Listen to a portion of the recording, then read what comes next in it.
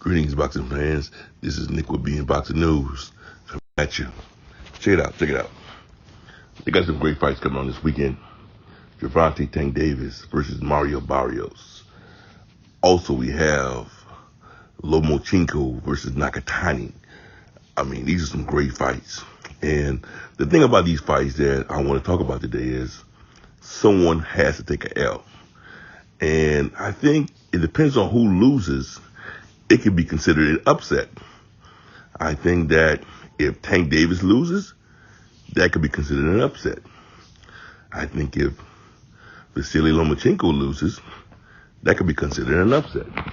So that's my biggest thing. Will there be an upset this weekend? And if there is, that can set back a division or the fighter. You understand? And let me tell you some good things about these fighters, all right? Well, Mario Barrios have over Tank Davis. Mario Barrios has the height. He has the length, okay, the reach advantage. And Mario Barrios do carry some pop. Okay, so we're going to find out during this fight if Tank Davis can handle a nice, clean shot to the chin. All right, we're going to find some things about Tank Davis in this particular fight. We all know Tank Davis has power. He's known for his one-shot knockout punches, right? Similar to Deontay Wilder. Tank Davis, though, can fight, And it's always been said that we hadn't seen all of Tank Davis. So hopefully during this fight, him moving up to the challenge, we could see all of Tank Davis. We could see Tank Davis boxing and just using his defense and definitely getting on the inside to land those great uppercuts and punches that he normally land to stop his opponent. He's going to have to do that to stop this upset from happening. But I think that he's a tremendous boxer, and he's going to have to show his ring IQ and have to show us exactly what he could do to stop a bigger, more dominant fighter. I think is a big risk. I think that he is stepping up to the plate and going to fight someone in the 140 division. Just think about it, going from 130 to 140. That's exactly what he did, because his last fight was at 130. So it's a big challenge. He's going to have to show his ring dominance. And I think he's going to have to take it to Mario Barrios, okay? He's going to have to take it to Mario Barrios. Mario Barrios had to just make sure that he fights Tank from the outside, uses his reach advantage. If he doesn't do that and he allows Tank to get on the inside, it's going to be a short night. Now, switching over to Lomachenko and Masayoshi Nakatani, if I'm saying his name right. Doesn't really matter, does it?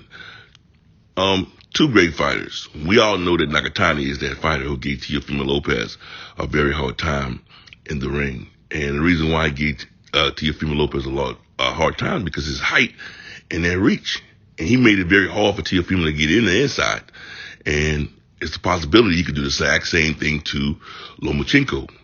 Now, when speaking of Lomachenko, we all know, man, he's known as the Matrix, right? We know, he has great ring IQ. He's known for his speed, his doesn't waste punches, his great eye. I mean, he got great eye. He can see things before it happen. His side to side,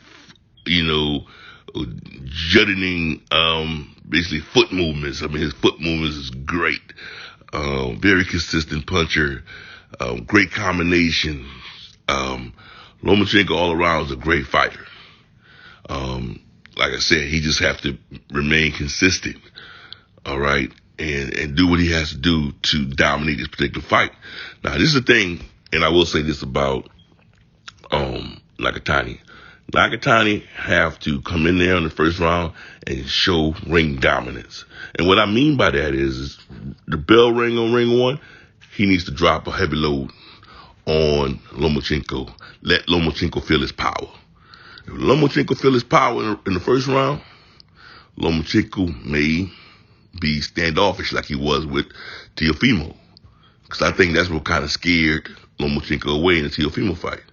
So Nakatani gotta let Lomachenko feel his power in the first round, and if he does that, that increases his chances of winning. And just basically just keep him on the outside. Keep him on the outside. Use your leverage. Definitely use your leverage, and just show him that, you know, hey, I'm the dominant fighter in this particular ring, because we all know that Lomachenko is coming to fight. He cannot lose this particular fight. If he does lose this fight, it will be an upset. He's trying to work his way up, and he's starting with the guy who gave Teofimo a hard chance. So these are some great fights this weekend. We also have Erickson Lubin and Jason Rosario. Both fighters lost to Jermell Charlo in the past. So both of them will try to establish their way in their comeback to see can they get a second chance at the belts with Jermell Charlo. I mean, these are some awesome power fights this weekend, man. Just make sure you guys subscribe to my channel. Make sure you hit the like button, and make sure you comment below so that we can chop it up, man. We can talk about this here. I can let you know how I feel about it. You can let me know how you feel about it. But outside of that, man, I think these are some great fights. I'm going to tune into these fights and, you know, give you guys a fight prediction. Let's say this. I'm hoping that there's no upset this weekend. I'm hoping that there's no upsets. I'm hoping that the fighters that are supposed to win, and there's no upsets. And like I said, make sure you subscribe to my channel. With that being said, nigga, BNboxingNews. Peace, and I'm out of here.